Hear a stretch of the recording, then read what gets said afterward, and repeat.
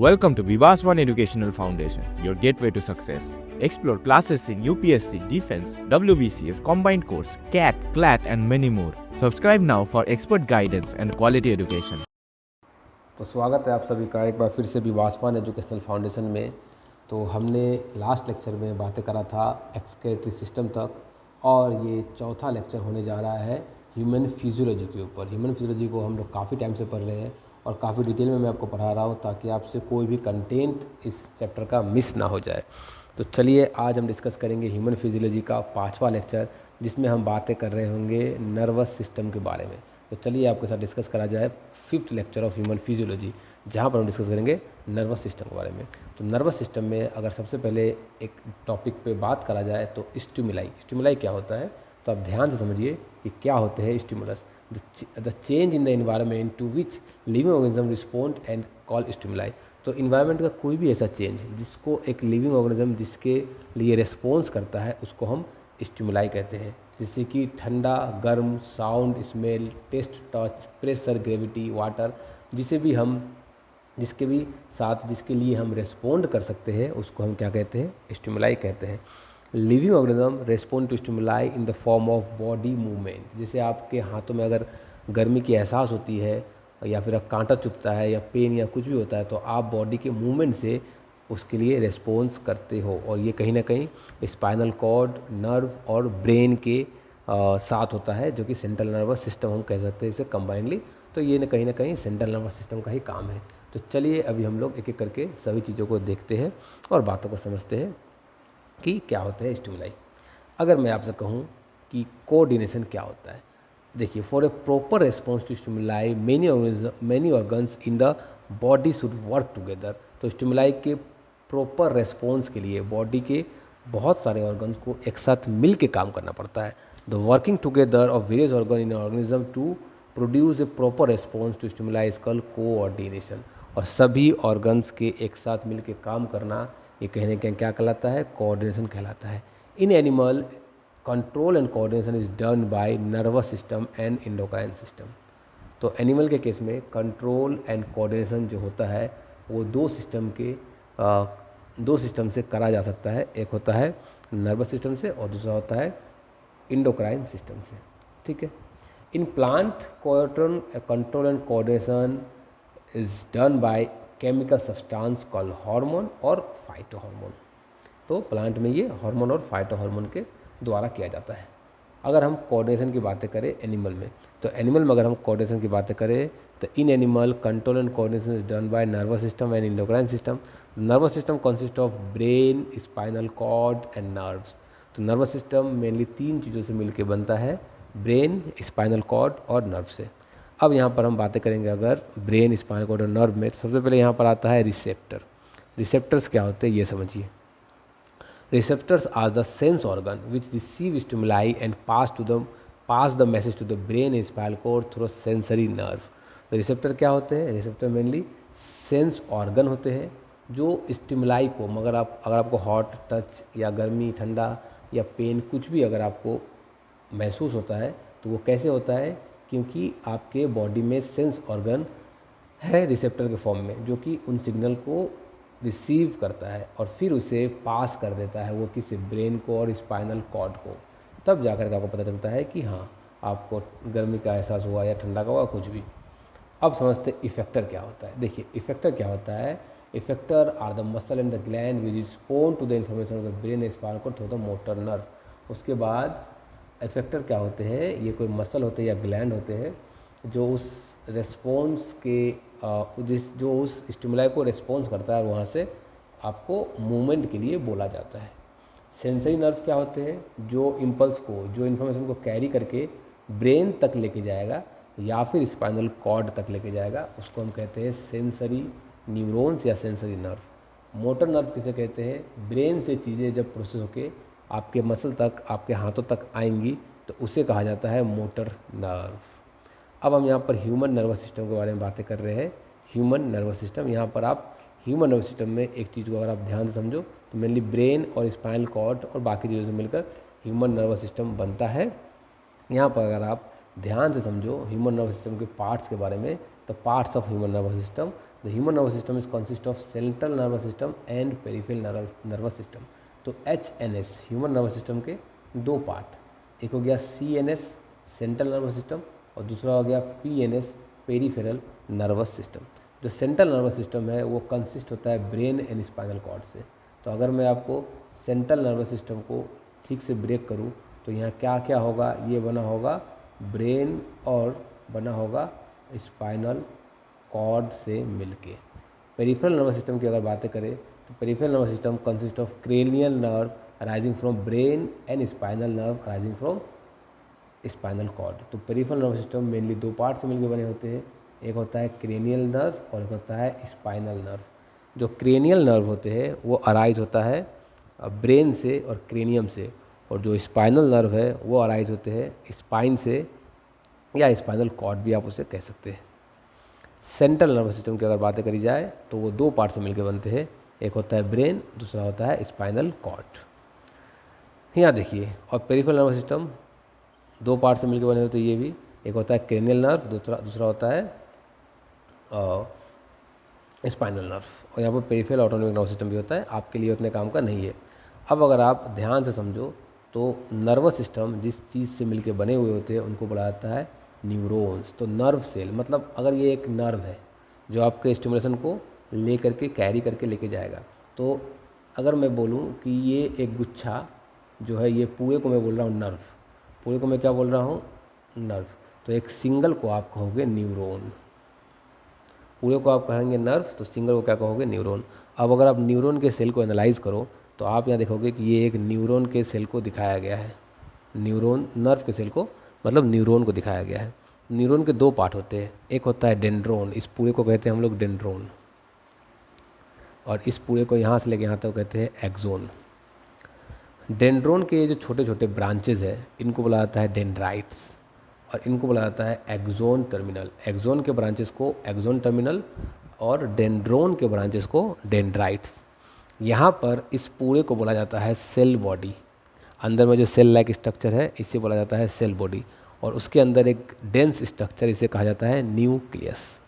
इसके अंदर छोटे छोटे ग्रेनुलर स्ट्रक्चर्स होते हैं और इस स्ट्रक्चर को बोला जाता है निसल्स ग्रेन्यूल्स बोला जाता है।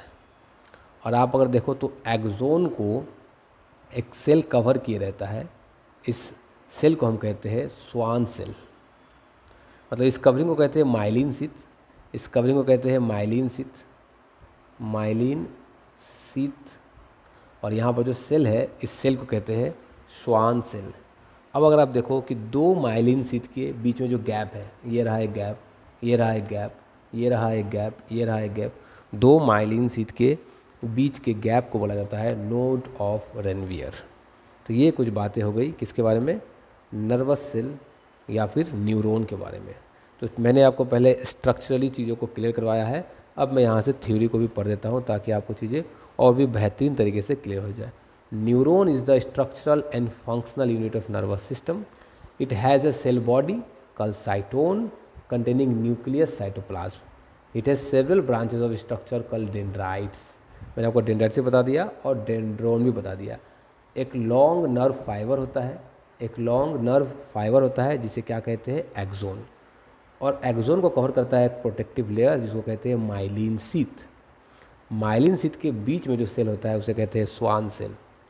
अब क्या बोला गया, junction between two neuron is called synapse. मतलब यहाँ पर एक न्यूरॉन है और यहाँ से एक और न्यूरॉन शुरू हो जाए, अगर यहाँ से एक और न्यूरॉन स्टार्ट हो जाए तो इनके बीच का जो जंक्शन है ये कहलाएगा साइनेप्स। ठीक है। Message pass through the nerve cell in the form of chemical and electrical signal called nerve impulse. तो यहाँ से जो मैसेज है वो यहाँ से लेकर के यहाँ तक पास किया जा सकता है दो टाइप से, एक केमिकल से भी पास किया जा सकता है और दूसरा इलेक्ट्रिक से भी पास किया जा सकता है, और इनको बोला जाता है नर्व इम्पल्स। चाहे वो केमिकल सिग्नल हो या इलेक्ट्रिक सिग्नल हो, दोनों को ही नर्व इम्पल्स कहा जाता है। डेंड्राइट्स जो है वो रिसीव करते हैं इन्फॉर्मेशन को, और केमिकल उनमें कुछ रिएक्शंस होते हैं और जो प्रोड्यूस करता है इलेक्ट्रिकल इम्पल्स जो पास कर दिया जाता है एक्सोन से होते हुए। तो मैंने आपको न्यूरॉन के स्ट्रक्चर को बताया और इसके थ्योरेटिकल जो बातें हैं उसे भी मैंने डिस्कस करा।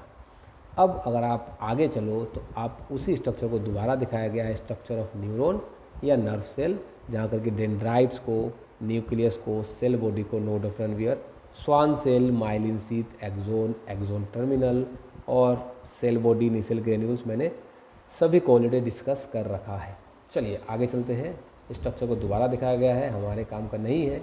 मैंने बोला था कि एक न्यूरॉन से दूसरे न्यूरॉन की जो बॉन्डिंग होती है, उनके जंक्शन को हम कहते हैं साइनेप्स। ये आपको याद रहना चाहिए। अब यहाँ पर ये क्वेश्चन आ चुका है हमारे स्क्रीन पे, जो कि NDA 2015 में पूछा गया था। Which one of the following is not a part of nerve. Nerve का पार्ट इसमें से कौन सा नहीं है?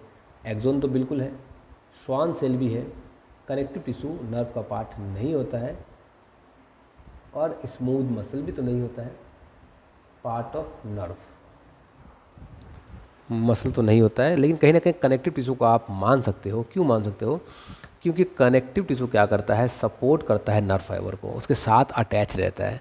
तो कहीं ना कहीं कनेक्टिव टिश्यू हमारा हो जाएगा। तो सही आंसर होगा हमारा, और मोस्ट अप्रोप्रिएट आंसर होगा option D, that is smooth muscle. चलिए आगे चीज़ों को डिस्कस करा जाए। Colour vision of human eye is a function of photo receptor cell name. देखिए, कलर विजन के लिए जो सेल हमारा फंक्शन होता है उसको हम लोग कहते हैं कोन सेल, और रॉड सेल होता है कहीं ना कहीं डार्क विजन के लिए हमारा रिस्पॉन्स होता है रॉड सेल। तो बहुत ही आसान सी बातें हैं, कोन सेल। और ये क्वेश्चन NDA 2017 में पूछा गया था। अच्छा, अब आपको एक और क्वेश्चन आ चुका है आपके स्क्रीन पे, जो कि NDA 2017 के फेज़ 2 में पूछा गया था।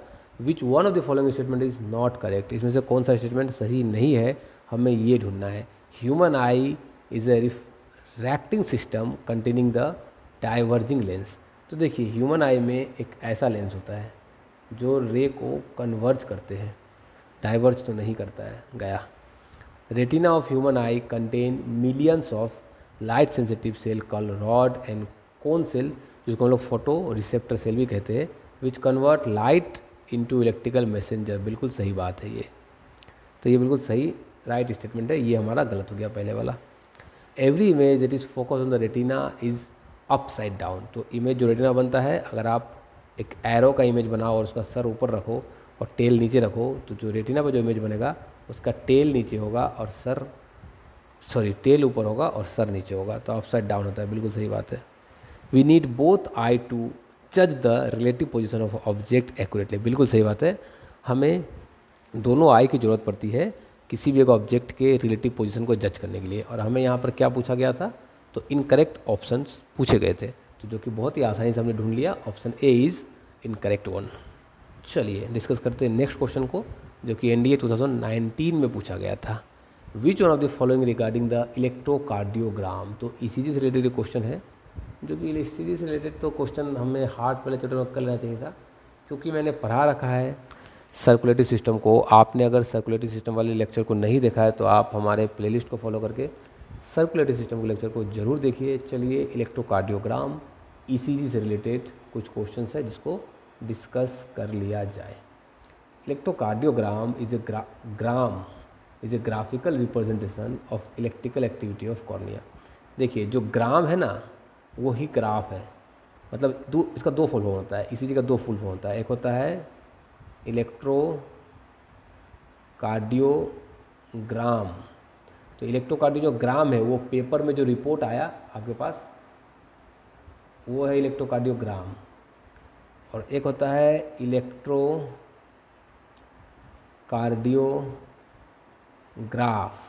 ग्राफ क्या है? वो जो मशीन है जिससे आपने टेस्ट करा, वो ग्राफ है। तो थोड़ा सा यहाँ पर कन्फ्यूज़न हो जाता है, इसलिए एग्जामिनर भी ऐसे ही क्वेश्चंस पूछते हैं जहाँ पर कि बच्चों को फंसाया जा सके। तो आपने तो विवासवान एजुकेशनल फाउंडेशन से अपनी पढ़ाई करी है, तो आपको फंसाना तो इतना आसान होगा नहीं। तो ग्राम का मतलब होगा ग्राफ, और ग्राफ का मतलब होगा मशीन। तो यहाँ क्या बोला गया है? ग्राम मतलब ग्राफिकल रिप्रेजेंटेशन। सही बात है, बिल्कुल। Electrocardiogram is a graphical representation of activity of, अच्छा कॉर्निया बोला गया है, कॉर्निया के लिए गलत हो गया। एक्टिविटी ऑफ किडनी, ये भी गलत हो गया। Electrocardiogram is a graphical representation activity of brain, ये भी गलत हो गया। Gram is a graphical representation of heart. तो मैं तो बेकार में ही डिटेल में चला गया, आंसर तो बहुत इजी ऊपर से पूछा गया था। तो ये हार्ट के लिए क्या आता है, ना कि किडनी, ब्रेन और इनके लिए क्या आता है। तो आंसर होगा हमारा ऑप्शन डी। तो चलिए नेक्स्ट आगे बढ़ा जाए, और आगे क्या है, ब्रेन के कुछ बातें हैं, इनको हम डिस्कस करेंगे, तो हमारा एटलीस्ट नर्वस सिस्टम तो आज खत्म हो ही जाएगा। चलिए बातों को करा जाए ब्रेन के बारे में। क्या बोला गया ब्रेन में, the brain is the main coordinating centre in human body. सही बात है। It is protected by the cranium. तो ब्रेन अंदर में होता है और उसके ऊपर में बोन्स के एक कवर होते हैं जिनको क्रेनियम बोला जाता है। It cover by 3 membrane called meninges which is filled with A fluid called cerebrospinal fluid. यानी कि अगर आप ब्रेन को देखो तो ब्रेन के चारों तरफ 3 लेयर्स होंगे, 3 प्रोटेक्टिव लेयर्स होंगे, 3 प्रोटेक्टिव लेयर्स होंगे, और इन तीनों लेयर को मिला के बोला जाएगा मेनिंजेस। तीनों लेयर को मिला के बोला जाएगा मेनिंजेस। और यहाँ पर कुछ फ्लूइड भरे हुए होंगे, ब्रेन के अंदर कुछ फ्लूइड भरे हुए होंगे जिनको बोला जाएगा सेरिब्रो स्पाइनल फ्लूइड। तो क्या बोला मैंने कि ब्रेन के ऊपर 3 लेयर्स होंगे जिनको क्या बोला जाएगा, मेनिंजेस, और इनमें फ्लूइड भरी हुई होंगी जिनको बोला जाएगा cerebro spinal fluid which protect brain from shock. तो जो सेरिब्रो स्पाइनल फ्लूइड है उसका काम क्या है, ब्रेन को शॉक से बचाना। The brain has 3 main part, they are fore brain, mid brain and high brain. तो ब्रेन के मेनली 3 मेन पार्ट हैं। एक होता है फोर ब्रेन जो यहाँ दिखाया गया है, मिड ब्रेन, और ये हाई ब्रेन जो कि एक लोब दिखाया गया है यहाँ पर। एक्चुअली में आप इसको काट दो, यहाँ फोर ब्रेन, यहाँ हाइंड ब्रेन, यहाँ मिड ब्रेन, आप ऐसे इसको डिवाइड कर सकते हो। चलो फोर ब्रेन क्या है, fore brain consist of cerebrum and olfactory lobe. It is the thinking part of the brain and control voluntary action. जो आप एक्शन सोच के करते हो उस एक्शन को फोर ब्रेन कंट्रोल करते हैं। It control touch, smell, hearing, taste, sight, mental activity like thinking, learning, memory and emotion. तो इसको कौन कंट्रोल करता है, इसको फोर ब्रेन कंट्रोल करता है। आपसे बस इन्हीं सब चीज़ों पे क्वेश्चन पूछे जाएंगे कि कौन से पार्ट का क्या फंक्शन है मेनली, तो आपको बस टू द पॉइंट चीज़ों को याद रखना है। मिड ब्रेन का क्या काम है, control involuntary action and reflex movement of neck, head and I. तो ये इनवॉलेंट्री एक्शंस को देखते हैं, रिफ्लेक्स मूवमेंट ऑफ हेड, नेक और आई को भी यही देखता है। हाइंड ब्रेन की अगर बातें करा जाए तो हाइंड ब्रेन में 3 पार्ट होते हैं। एक होता है सेरिबेलम, पोन्स और मेडुला। सेरिबेलम का काम डिफरेंट है, पोन्स का भी काम कुछ और ही है, और मेडुला भी अलग अलग ही फंक्शंस को परफॉर्म करते हैं। चलिए एक एक करके चीज़ों को डिस्कस करा जाए। सेरिबेलम क्या करता है, कंट्रोल करता है बॉडी के मूवमेंट को, बैलेंस को और पोस्चर को। पोन्स क्या करता है, कंट्रोल करता है रेस्पिरेशन को। मेडुला कंट्रोल करते हैं हार्ट बीट को, ब्लड प्रेशर को, स्वेलिंग, कफिंग, स्नीजिंग और वोमिटिंग एक्सेट्रा को मेडुला कंट्रोल करते हैं। इन बातों को आपको याद रखना है क्योंकि क्वेश्चंस यहीं से पूछे जाते हैं। ठीक है, चलिए स्पाइनल कॉर्ड क्या है। यहाँ पर अगर आप ब्रेन को इमेजिन करो तो इससे जो एक पाइप लाइक स्ट्रक्चर जुड़ा हुआ है जो कि आपके वर्टिब्रल कॉलम के अंदर में फिल है, वर्टिब्रल कॉलम के अंदर बैठा हुआ है, इसे हम कहते हैं स्पाइनल कॉर्ड। चलिए स्पाइनल कॉर्ड के बारे में चीज़ों को डिटेल में पढ़ा जाए। Spinal cord start from brain and extend through the vertebral column के थ्रू एक्सटेंड करते हैं। और यहाँ पर 31 पेयर ऑफ स्पाइनल नर्व्स होते हैं, मतलब एक यहाँ से नर्व निकलेगा, एक यहाँ से निकलेगा, एक यहाँ से, एक यहाँ से। तो 31 इधर से निकलेंगे टोटल, और 31 टोटल इधर से निकलेंगे, तो टोटल हो गए 31 pair of nerve. They carry message from to and from the brain. ये क्या करते हैं, कहीं दूसरे पार्ट से ब्रेन तक मैसेज को लेके आते हैं ये नर्व, और ब्रेन से दूसरे पार्ट तक भी मैसेज को ये लेके जाते हैं। And also control reflex action को भी ये कंट्रोल करते हैं।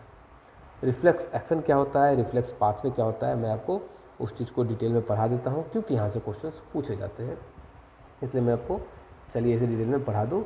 फिर हम लोग एंडोक्राइन ग्लैंड में भी चलेंगे और कुछ क्वेश्चंस को भी ज़रूर हम लोग डिस्कस करेंगे। तो चलिए रिफ्लेक्स एक्शन को मैं आपको आज क्लियर करवा दूँ। कहाँ गया रिफ्लेक्स एक्शन की शुरुआत कहाँ से हो रही है, ये रहा रिफ्लेक्स एक्शन। तो रिफ्लेक्स एक्शन क्या है, चलिए चीज़ों को ध्यान से समझिए।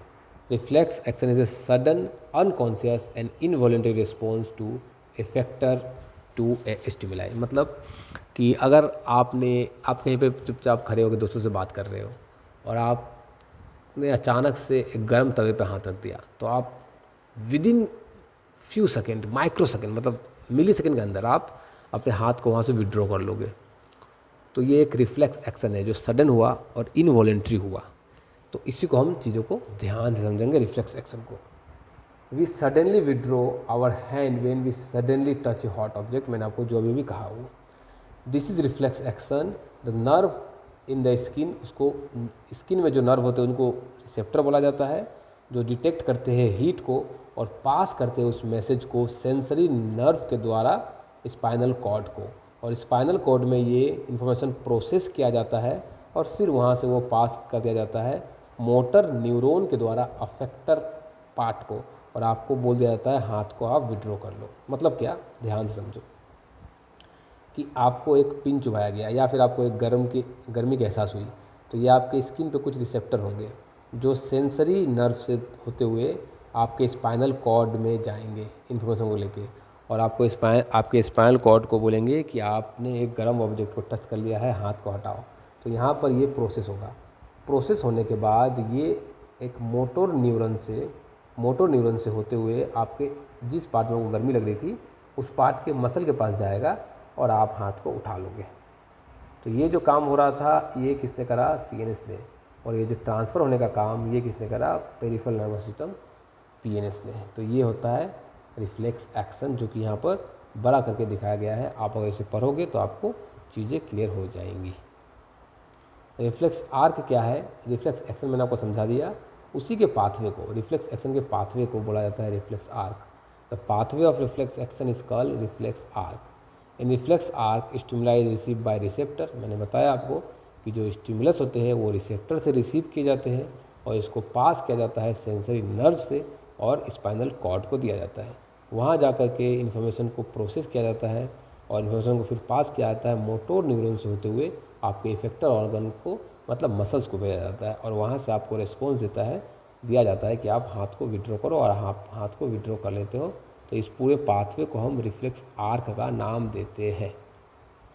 रिसेप्टर से स्टिमुलाई आया और वो सेंसरी न्यूरॉन से होते हुए गया कहाँ, स्पाइनल कॉर्ड में, यहाँ पर चीज़ें प्रोसेस हुई और वहाँ से वो मोटर न्यूरॉन से होते हुए आ गए आपके इफेक्टर ऑर्गन में, और यहाँ पर आपको रिस्पॉन्स दिया गया। इंडोक्राइन ग्लैंड और उसके कुछ स्ट्रक्चर्स हैं जिसके बारे में हम बातें कर लेंगे, तो हमारा ये पार्ट भी खत्म हो जाएगा और सिर्फ एक पार्ट बच जाएगा हमारा, जो कि हमारा है रिप्रोडक्टिव सिस्टम। तो उस लेक्चर को अगर हमने कर लिया तो टोटल लगभग 5 या 6 लेक्चरों में हमने, आप मान सकते हो कि 5 से 6 लेक्चरों में हमने पूरे के पूरे ह्यूमन फिजियोलॉजी के सिलेबस को काफ़ी डिटेल में हमने कर लिया। तो ये काफ़ी डिटेल वीडियो है जो कि आपके लिए बहुत ज़्यादा बेनिफिशियल है। तो मैं उम्मीद कर रहा हूँ कि आपको वीडियोस पसंद आए होंगी। अगर आपको वीडियो पसंद आए तो प्लीज़ चैनल को सब्सक्राइब कीजिएगा, और अगर आपने हमारे बाकी सोशल मीडिया प्लेटफॉर्म को फॉलो नहीं किया है तो आप उन्हें भी फॉलो ज़रूर कर लीजिए। इंडोक्राइन सिस्टम्स के बारे में चलिए हम लोग अब बातें करते हैं। इंडोक्राइन सिस्टम मतलब जो हार्मोन रिलीजिंग सिस्टम्स है। The endocrine glands help in the control and coordination. The endocrine gland produce chemical substance which control the coordination on various activity. तो इंडोक्राइन ग्लैंड क्या करते हैं, मेनली केमिकल सब्सटेंस को release करते हैं जो body के बहुत सारे कंट्रोल्स को, कोऑर्डिनेशन को देखने का काम करते हैं, और साथ ही साथ वेरियस एक्टिविटी को भी ये रेगुलेट करते हैं। Endocrine glands in our body are pineal gland. जो कौन से इंडोक्राइन ग्लैंड है हमारे बॉडी में, उनके एग्जांपल्स यहाँ दिए गए हैं। पीनियल ग्लैंड जो कि ब्रेन के पास होता है, हाइपोथैलेमस ब्रेन में, पिट्यूटरी, थायराइड गले के पास, पैराथायराइड उसके पीछे, thymus, adrenals, pancreas, testis and ovary, these are the endocrine glands of our body. यहाँ से आपको इंडोक्राइन ग्लैंड के एग्जांपल्स भी पूछे जा सकते हैं। Examples of coordination by endocrine glands, कुछ एग्जांपल्स यहाँ पर दिए गए हैं कि कैसे कोऑर्डिनेशन होता है इंडोक्राइन ग्लैंड से। व्हेन वी आर फाइटिंग और angry, the adrenal gland produce more adrenaline hormone which is sent through the blood to the heart, ribs and diaphragm. This increase breathing rate, supply more oxygen to the heart muscles and they are run away from the fight of enemy. तो जब आप angry में होते हो, fighting में होते हो, तो आपको और गुस्सा दिलाने के लिए आपके बॉडी से एड्रिनलिन नाम का हार्मोन निकलता है जो ब्लड से होते हुए आपके हार्ट के मसल तक, आपके रीप के मसल तक और आपके मसल तक पहुंचता है, जो कि उनकी एक्टिविटी को और ज़्यादा बढ़ा देते हैं। अगर आप एक और एग्जांपल लो एंडोक्राइन सिस्टम का, तो iodine is needed for thyroid gland. Thyroid gland की एक्टिविटी को ठीक ठाक से बनाए रखने के लिए हमें आयोडीन की ज़रूरत पड़ती है to produce hormone of thyroxine. और कौन सी एक्टिविटी को बनाए रखने के लिए, तो थायरोक्सिन रिलीजिंग एक्टिविटी को बनाए रखने के लिए हमें आयोडीन की ज़रूरत पड़ती है। Thyroxine control the metabolism of carbohydrate, fat, protein and help in their proper growth. और ये क्या करते हैं थायरोक्सिन, कार्बोहाइड्रेट जो आपने खाया उसके मेटाबॉलिज्म को, फैट के मेटाबॉलिज्म को और प्रोटीन के मेटाबॉलिज्म को ठीक ठाक से बनाए रखते हैं। अगर आपके खाने में आयोडीन की कमी है तो आपको एक डिजीज़ हो सकता है जिसका नाम है गोइटर। पिट्यूटरी ग्लैंड क्या करते हैं, पिट्यूटरी ग्लैंड प्रोड्यूस करते हैं ग्रोथ हार्मोन। अगर उसकी डिफिशिएंसी है तो चाइल्ड में ग्रोथ नहीं होगा और वो ड्वार्फिज्म का शिकार हो जाएगा। और अगर पिट्यूटरी ग्लैंड से ज़्यादा हार्मोन निकल रहा है तो चाइल्ड बहुत ही लंबा हो जाएगा, टॉल हो जाएगा। पैनक्रियाज भी एक कहीं ना कहीं एंडोक्राइन ग्लैंड है जो एक हार्मोन निकालता है जिसका नाम है इंसुलिन। इंसुलिन क्या करता है, ब्लड में ग्लूकोज के लेवल को कंट्रोल करता है, मतलब शुगर को नहीं होने देता है। अगर ब्लड में ग्लूकोज की लेवल बढ़ जाए तो उस पेशेंट को डायबिटीज़ हो जाएगा और diabetes patient has to take insulin injection control the blood glucose level. अगर किसी पेशेंट को डायबिटीज़ है यानी कि इसका मतलब कि उस पेशेंट के बॉडी में इंसुलिन की ठीक ठाक से प्रोडक्शन नहीं हो पा रही है, इसकी वजह से वो डायबिटीज़ का शिकार हो चुका है, तो उसे हम बाहर से इंजेक्शन के द्वारा इंसुलिन को बॉडी में इंजेक्ट कर सकते हैं। टेस्टिस भी एक क्या है, टेस्टिस भी एक हमारा एक एंडोक्राइन ग्लैंड है जो हार्मोन निकालता है testosterone which control the production of sperm and change during puberty. और हमारे जो भी बॉडी में चेंजेस आते हैं प्यूबर्टी में वो भी कहीं ना कहीं टेस्टोस्टेरोन की वजह से ही होता है। फीमेल्स में ओवरी भी एक एंडोक्राइन ग्लैंड है जो प्रोड्यूस करते हैं एस्ट्रोजेन नाम का हार्मोन जो फीमेल के प्यूबर्टी में होने वाले चेंजेस को कंट्रोल करते हैं। तो अब यहाँ पर दो क्वेश्चंस को देख लिया जाए जो कि एनडीए 2019 में पूछा गया था। Thyroid gland produce hormone called thyroxine which is control blood glucose level, ovulation, metabolic rate and maintaining pregnancy. Mainly मैंने आपको अभी बताया कि इसका काम क्या है, कंट्रोल करना मेटाबॉलिक रेट को। ये देखिए अलग अलग ग्लैंड कहाँ होते हैं, हाइपोथैलेमस ब्रेन में होता है, पिट्यूटरी कहाँ होता है, ये भी ठीक उसके नीचे होता है, थैलेमस के नीचे, हाइपोथैलेमस के नीचे। थायराइड होता है गले के पास, पैराथायराइड इसके पीछे होता है, एड्रिनलिन किडनी के ऊपर, पेनक्रियास, ओवरी कहाँ होता है और टेस्टिस कहाँ होते हैं, मैंने ये भी आपको दिखा दिया। एक और क्वेश्चन यहाँ पूछा जा चुका है, ये सभी आप अगर इनको देखोगे तो आप सभी ऑर्गन के सभी एंडोक्राइन ग्लैंड के लोकेशन को आप पता लगा सकते हो। तो ये सभी PDF नोट्स आपको हमारे टेलीग्राम चैनल पे प्रोवाइड किया जाता है। आप टेलीग्राम चैनल का लिंक वीडियो के डिस्क्रिप्शन बॉक्स में दिया गया है, आप वहाँ से टेलीग्राम चैनल को भी ज्वाइन कर लीजिए। एनडीए 2015 में क्वेश्चन पूछा गया था, क्या है ये question, when endocrine gland require iodine to synthesise a particular hormone thus deficiency में कॉज गोइटर। तो mainly endocrine gland require iodine to synthesise a particular hormone thus में कॉज गोइटर डिजीज़। तो थायराइड ग्लैंड होगा, thyroid gland से goitre disease का related था।